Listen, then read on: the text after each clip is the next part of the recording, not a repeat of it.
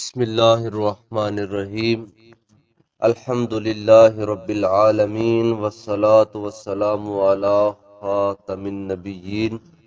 وعلی آلہ واصحابہ اجمعین اما بعد فاعوذ باللہ من الشیطان الرجیم بسم اللہ الرحمن الرحیم۔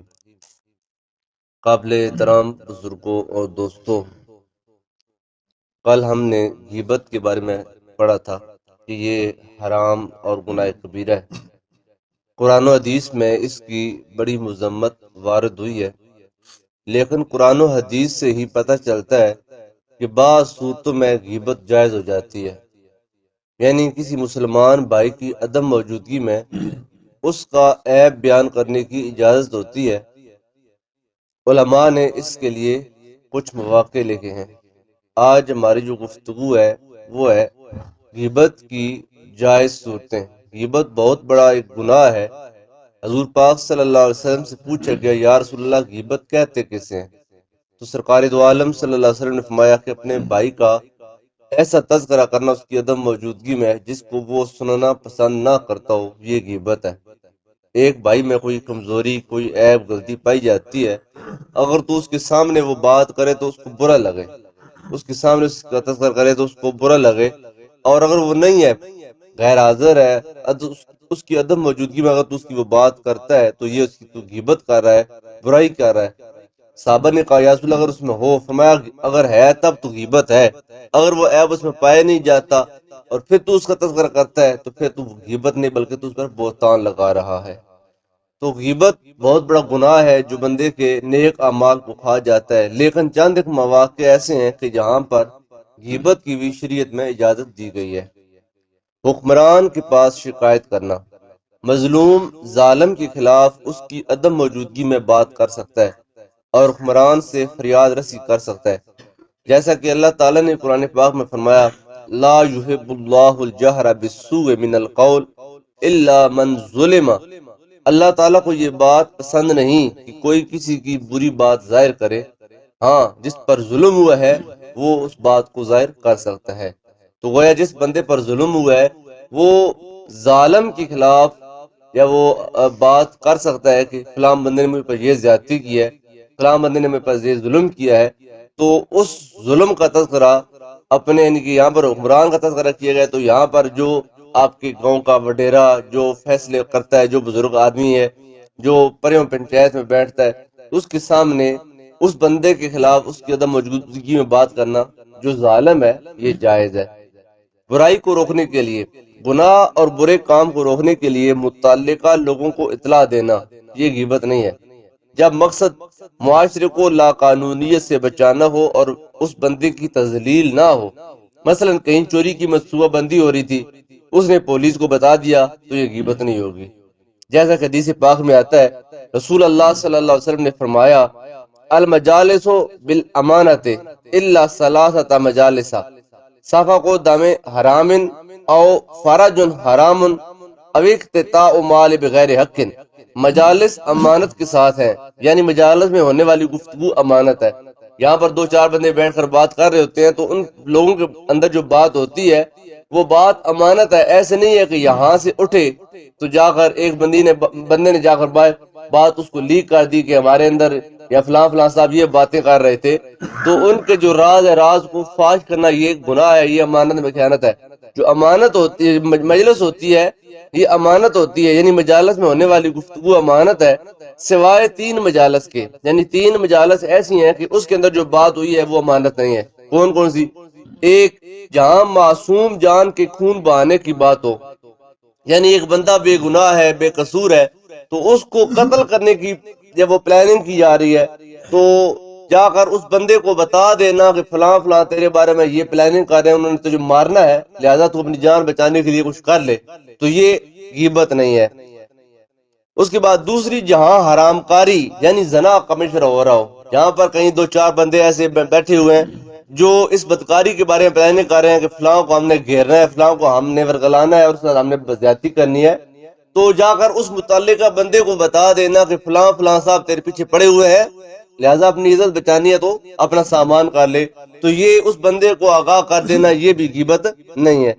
تیسری جہاں نا حق کسی کا مال ہڑپ کر لینے کی بات ہو رہی ہو،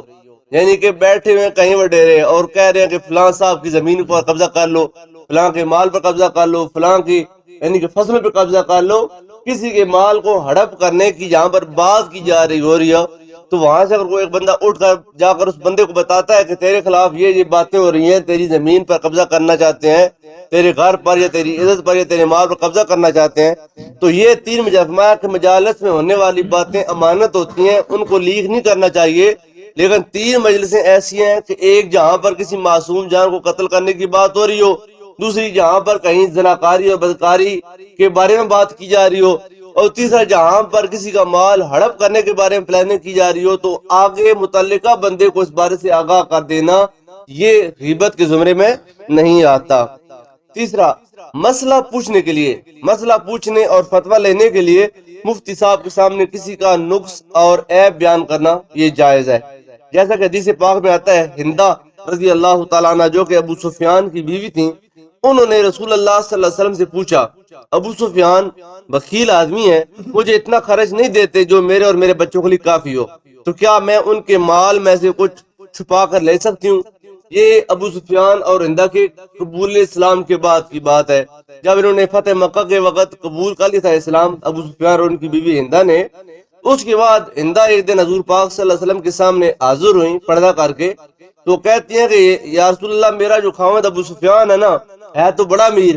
لیکن ہے بڑا کنجوس، کہ مجھے اتنے پیسے بھی نہیں دیتا جس سے میرے یعنی کہ میرا اور میرے بچوں کا گزار ہو سکے اور ہمارا یعنی کہ جو دن ہے یا مہینہ جو ہے وہ اچھی طریقے سے گزر سکے، تو یا رسول اللہ مجھے پتا ہے کہ اس کے پیسے کہاں پڑے ہوتے ہیں، کیا مجھے اجازت ہے کہ میں اس کو بتائے بغیر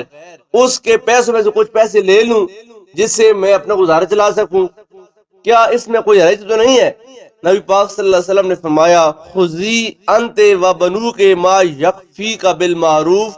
تم معروف طریقے سے اتنا مال لے سکتی ہو جو تمہارے اور تمہارے بیٹوں کے لیے کافی ہو۔ اب بظاہر تو یہ اپنے خاوند کے خلاف بات کی جا رہی تھی کہ میرا خاوند جو ہے وہ کنجوس ہے اور وہ مجھے مال نہیں دیتا، کیا میں اس کے مال میں سے چرا لوں کوئی تھوڑا سا مال تاکہ میرا گزارا سکے؟ تو سرکار فرمایا کہ معروف طریقے کے مطابق یہ نہیں ہے کہ تمہیں ضرورت 10 روپے کی 100 اٹھا لے، فرمایا ایسا نہیں، جتنی تجھے ضرورت ہے اور جتنے سے تیرا کام چل سکتا ہے اتنے وہاں سے لے لے، اور یہ جو ہے یہ نہ غیبت ہے اور نہ تمہاری چوری کے زمرے میں آئے گا۔ رسول اللہ صلی اللہ علیہ وسلم نے ہندہ کو خاوند کی کمزوری بیان کرنے سے منع نہیں کیا، کیونکہ وہ مسئلہ پوچھنے کے لیے بیان کر رہی تھی۔ آگے، دوسروں کو شر سے بچانا، مسلمانوں کی خیر خواہی کے لیے اور انہیں شر سے بچانے کے لیے کسی کی برائی بیان کرنا جائز ہے، جیسا کہ حضرت عائشہ صدیقہ رضی اللہ تعالیٰ عنہ بیان کرتی ہیں، ایک شخص نے رسول اللہ صلی اللہ علیہ وسلم سے اندر آنے کی اجازت چاہی تو آپ صلی اللہ علیہ وسلم نے فرمایا، اذنوا لہ بئس العشیرۃ، اسے اجازت دے دو، یہ فلاں قبیلے کا برا آدمی ہے۔ رسول اللہ صلی اللہ علیہ وسلم نے مسلمانوں کی خیر خواہی میں سیدہ عائشہ صدیقہ رضی اللہ تعالیٰ عنہ کو اس شخص کی برائی بتانا ضروری سمجھا تاکہ مسلمان اس کی برائی سے محفوظ رہیں۔ یعنی ایک بندہ آیا تو سرکار جانتے ہیں کہ یہ بندہ برا آدمی ہے، لوگوں کے سامنے یہ اچھا بنا ہوا ہے، لیکن لوگوں کو اس کی برائی کے بارے میں، اس کے اندر کی خباثت کے بارے میں علم نہیں ہے، تو سرکار نے اس پردے کو فاش کیا تاکہ لوگوں کو پتہ چل جائے کہ یہ بندہ بظاہر اوپر سے کہتے ہیں کہ منہ میٹھا ہے لیکن اندر سے چھری سے ہم کو رکھی ہوئی ہے، اس کے شر سے بچنے کے لیے لوگوں کو آگاہ کر دیا۔ آگے، کوئی شخص کسی سے رشتہ کرنا چاہتا ہے یا اس کے پڑوس میں گھر خریدنا چاہتا ہے یا کاروبار میں شراکت کرنا چاہتا ہے اور وہ مشورہ طلب کرتا ہے تو اسے صحیح بات بتا دینی چاہیے۔ غیبت یہ غیبت نہیں ہے، جیسا کہ حدیث پاک میں آتا ہے، فاطمہ بنت قیس رضی اللہ تعالی عنہما نے ابو جہم رضی اللہ تعالی عنہ اور حضرت معاویہ رضی اللہ تعالی عنہ میں سے کسی ایک کے ساتھ نکاح کے بارے میں رسول اللہ صلی اللہ علیہ وسلم سے پوچھا۔ یعنی یہ خاتون ہے فاطمہ بنت قیس حضور کے پاس آئیں، کہتی ہیں یا رسول اللہ میں نکاح کرنا چاہتی ہوں، دو بندے ہیں جنہوں نے مجھے نکاح کی آفر کی ہے، ایک ابو جہم ہے اور دوسرے معاویہ ہیں، یا رسول اللہ میں آپ سے صلاح کرنے آئی ہوں کہ میں ان دونوں میں سے کس کا انتخاب کروں اور کس سے میں نکاح کروں؟ تو آپ صلی اللہ علیہ وسلم نے فرمایا، اما ابو جہم فلا یدع عصاہ عن عاتقہ واما معاویہ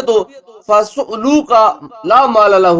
انکہ اسامہ بن زید۔ سرکار نے فرمایا کہ اگر تم مجھ سے پوچھتی ہے نا کہ میں ان دونوں میں سے کس کے ساتھ نکاح کروں تو میں تم کو بتاتا ہوں